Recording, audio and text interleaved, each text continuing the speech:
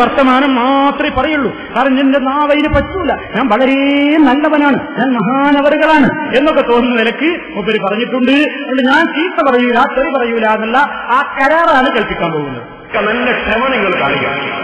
കാരണം ഞാൻ ചീത്ത പറയുകയില്ല, ഞാൻ തെറി പറയുകയില്ല, ഞാൻ അനാവശ്യം സംസാരിക്കില്ല. നല്ല ക്ഷമ നിങ്ങൾ കാണുക.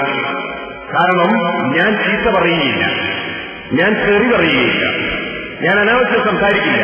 ഇപ്പൊ ഇയാൾ വിളിക്കുന്നതൊക്കെ നല്ല സാലിഹായ വർത്താനം, ഹെജാല് ഹെസാദ് പോലെയുള്ള കുറച്ച് തെറികൾ, സാമ്പിളിന് വേണ്ടി ഒരുപാട് തെറികളുണ്ട്.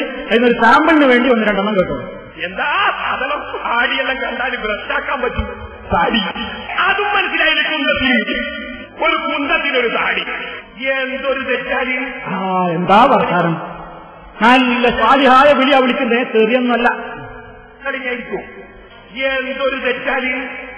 പഠിച്ചവന് മസിയു തെറ്റാൽ ഇയാളില്ലായിരിക്കും. ഇയാളെന്നെ ഇരിക്കോ? ഇത്തിര വൃത്തികെട്ട സാധനം,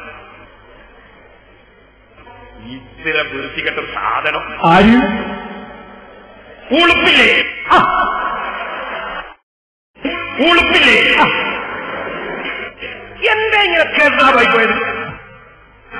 എന്താ ഇങ്ങനെ കേൾക്കാമായി പോയത്?